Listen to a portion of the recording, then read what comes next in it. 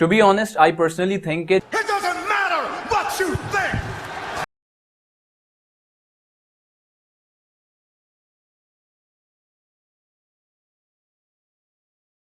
If you smell what the Rock is cooking. You see, this used to be one of my favorite lines back in school. I mean, Dwayne The Rock Johnson, one of the most electrifying men in all of sports entertainment. He used to be in fact very impressive, especially with his speaking talent. बहुत सारे लोग हैं जो कि speaking को बहुत ज़्यादा हल्का लेते हैं. I mean, your speaking talent can literally make or break your freaking personality. So physique-wise, Dwayne The Rock Johnson was a freaking phenom. In fact, अपनी teenage life में he used to be close to 200 pounds. कितने ऐसे लोग होते हैं जो कि अपनी टीनेज लाइफ में 200 पाउंड्स के आसपास हों. सो ये फुटेज है when Dwayne was just 27 years old back in 1999. Of course, he's soft here. I would say he is over 20% body fat. But for sure, he's carrying a hell lot more muscle mass than an average gym goer. Then we have 2002. We see he is getting leaner in his movie roles, just like Scorpion King. अच्छा, फिर 2007 तक he is carrying similar body composition. But of course leaner than his WWE और Hollywood debut. जाहिर है film industry में आपको लीन दिखना पड़ता है, आप ओवर 20% बॉडी फैट पे एज हीरो के रोल्स अडॉप्ट नहीं कर सकते. And then we have 2010 movie tooth fairy. He starts to look more impressive than his previous roles. Definitely more leaner and carrying some more muscle mass. और ये चीज हमने fast 5 में भी देखी, that is he has completely blown away. And since then, he is bigger and leaner. Of course, not in single-digit body fat, but leaner than his baseline body fat. And then we see another exploded version of Dwayne The Rock Johnson in Pain and Gain movie in 2013. और मुझे याद है ये picture इतनी popular हुई थी 2013 में कि लोगों ने इसको लिटरली मीम के तौर पे इस्तेमाल करना शुरू कर दिया था. और जैसे जैसे टाइम गुजरता है, Dwayne is maintaining that huge massive size. Of course as per the requirement of the character, you can go up and down a bit in terms of body fat, conditioning and size. But as an actor he is a complete freaking package.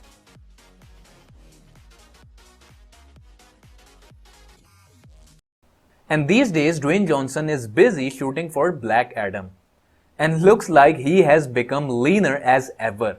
At almost 50 years of age. Just look at his face. इसको आप कहते हैं death face. So he is about to reach the death face due to his conditioning.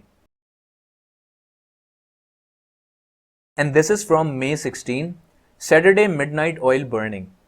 To be honest, I respect his work ethic. He is one of those few individuals who is very strict and disciplined, especially when it comes to work ethic. आप इनको देखते हो कभी morning, कभी night, कभी midnight, कभी 4 AM in the morning. This guy gets his ass off to work. And let's now see some of his work ethic examples. It's 4:45 a.m. It's still dark outside. Look at that. The lights just went out, and I'm getting ready to kill this AM cardio. You can't even see me, but it's going to be so good. It's bad. It's hurricane season. But when it's time to go to the gym, we got to get to the gym. And there ain't no stopping us. Empty gym, the Iron Paradise. This is my therapy. I encourage everybody out there to find your therapy. So overall, Dwayne Johnson is a result of discipline, hard work, talent, genetics, and of course, anabolic agents. मुझे literally कभी कभी इतनी हैरत होती है कि still we are living in 2021 और अब भी लोगों को ये लगता है कि guys like Dwayne Johnson are still natural. In fact मैंने आज से कोई 1.5 या पौने 2 साल पहले एक वीडियो कवर करी थी जिसका टाइटल था big lesson from Dwayne Johnson's meal plan. क्योंकि मैं उस वक्त सिर्फ और सिर्फ सप्लीमेंट रिव्यूज करता था, सो लोगों को ये लगता था कि उनके जो फेवरेट सेलिब्रिटीज हैं वो सिर्फ इस वजह से 6-6, 8-8 महीने में मैसिव ट्रांसफॉर्मेशंस कर पाते हैं बिकॉज वो जो वेस्ट सप्लीमेंट्स वो यूज कर रहे हैं वो लोग, आम लोग उस ब्रांड के यूज नहीं कर पाते या फिर खरीद नहीं पाते. उनको ये लगता था. सो फॉर पब्लिक अवेयरनेस मैंने उनका एक डाइट प्लान था हर्क्यूलीज का, जो कि उन्होंने कुछ टाइम पहले ट्विटर पे शेयर किया था. उसको सामने रख के लोगों को एजुकेट करने की कोशिश करी कि भाई even a guy like a busy guy like Dwayne the Rock Johnson, उसके पास टाइम नहीं होता बट स्टिल उनके ओवरऑल न्यूट्रिशन में 90% comes from food, जबकि 10% comes from supplements. तो ये मैसेज मैंने उनको वहां पे देने की कोशिश करी, लेकिन बाद में मुझे रियलाइज हुआ कि then people started thinking कि ओके, क्योंकि वो डाइट प्लान इतना एक्सपेंसिव है, 6-8 मील्स है, हाई प्रोटीन डाइट्स हैं, उनके पास दुनिया के बेस्ट शेफ्स अवेलेबल हैं, that is why he looks like that. And I am like, because I thought के it is like a pretty common sense thing के अगर आप इवन ड्वेन जॉनसन को देखें, his age and specially his overall progression from his baseline, I don't think so कि इस बारे में कहना बहुत ज्यादा मुश्किल नहीं होगा. But still back then people had literally no clue. Besides The Rock's work ethic, hard work, discipline, consistency, he is one of those guys who maintains physique year round. ऐसा नहीं है कि आप ड्वेन जॉनसन को कभी morbidly obese देखें in the off season, जो कि बहुत सारे एक्टर्स, बहुत सारे सेलिब्रिटीज हो जाते हैं. He maintains his body composition to a larger extent year round. To be honest, I personally think कि जैसे जैसे ड्वेन द रॉक जॉनसन को डिफरेंट टाइप्स के रोल्स मिलते हैं, डिफरेंट स्क्रिप्ट्स मिलती हैं, डिफरेंट कैरेक्टर्स मिलते हैं, what I personally believe is what he does is he tend to play with the doses of his TRT. अब दैट अगेन डजंट मीन कि अगर आप वही सेम डोजेस लोगे सो आप भी उनकी तरह बन जाओगे.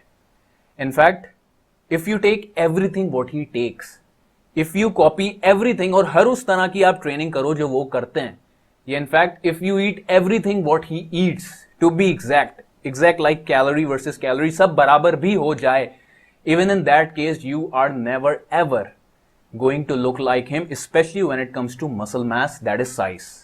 Why? Genetics. He used to be 250-260 pounds back in old wrestling days, लेकिन जाहिर है he wasn't leaner back then. अब अगर आप ड्वेन जॉनसन को देखें so comparatively he has become more leaner as well as bigger in size. So of course he is using some sort of hormonal assistance for that.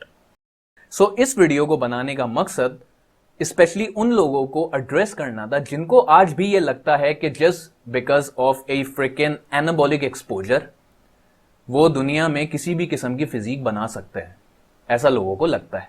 In fact अगर मैं आपको Dwayne the Rock Johnson के case की बात करूं, Dwayne Johnson के case में आपको ओवरऑल जितनी भी ट्रांसफॉर्मेशंस उनकी हुई हैं फ्रॉम स्टार्ट टू लाइक 2021, आपको इसमें देखिए क्या क्या मिलता है. आपको इसमें हार्डवर्क मिलता है, इसमें कंसिस्टेंसी है, इसमें डिसिप्लिन है, इसमें मोटिवेशन, इसमें वर्क एथिक है, इसमें जेनेटिक्स है, इसमें apart from all this stuff ढेर सारा पैसा इन्वॉल्व है. And then he makes use of those hormonal assistance. So जिन लोगों को लगता है कि वो कुछ टाइम बाद अपनी पहली साइकिल शुरू करने वाले हैं, सो ये जो चेक मार्क्स मैंने आपके सामने रखे हैं, कुछ नहीं करना, सिर्फ अपने एंड पे देख लेना कि इन सारे चेक मार्क्स में से आप कितनों पे अप्लाई करते हो या आपके केस में कितने चेक्स आपके पास मौजूद हैं. क्योंकि देखें, I am not against the use of anabolics. ठीक है, एनाबॉलिक्स या फिर एनाबॉलिक एक्सपोजर ये दुनिया भर में होता है. अगर आप करोगे तो आप कोई दुनिया का कोई पहला काम नहीं करोगे. ठीक है, लेकिन पॉइंट इज जब आपके एनाबॉलिक यूज से, फॉर एग्जाम्पल अगर आपने किसी सेलिब्रिटी को देख के एनाबॉलिक्स यूज की है, सो आप फिर ग्राउंड रियलिटी ये भी कंपेयर करो कि ही और she, whoever he she is, maybe at the end of the year वो मिलियंस ऑफ डॉलर्स कमा रहे हैं. तो क्या आप कमा रहे हो? चलें, अगर आपका जवाब इस पे ये बनता है कि जी मुझे तो सिर्फ शौक की हद तक कंटिन्यू करने में इंटरेस्ट है और मुझे पैसा नहीं कमाना, ठीक है जी, मैं आपकी ये बात मान लेता हूं. देन इन दैट केस आपको उन लोगों के बारे में भी तो सोचना है ना जो आपसे जुड़े हुए हैं. हो सकता है कि आपके इन सब चीजों की वजह से आपके अपने रिलेटिव्स, आपके घर वाले, आपसे जुड़े लोग आपके एटीट्यूड, आपके मूड की वजह से परेशान हो. ये सारी की सारी बातें मैं आपसे इसलिए कर रहा हूं क्योंकि मेजॉरिटी जो बंदा मेरा चैनल देखता है वो आम लोग हैं. उनके ऊपर कुछ ना कुछ रिस्पॉन्सिबिलिटीज हैं. वो लाइक प्रो बॉडी बिल्डर्स नहीं है, वो सेलिब्रिटीज नहीं है. सो इंस्पिरेशन अगर आपको लेनी है जरूर लें, बहुत अच्छी बात है. Your life will be freaking best to be honest.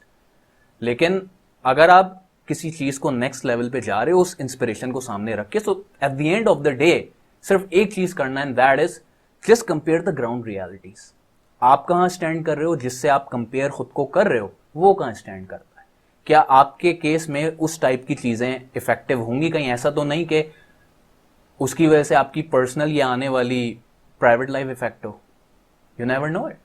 सो जब भी कोई चीज, कोई बड़ा काम आप करने जाएं, especially when it comes to anabolic exposure and all that, at least compare the ground realities. That's it. And trust me, your life will definitely be at peace. If you find this video helpful, make sure you let me know by leaving a comment and a thumbs up below. See you guys.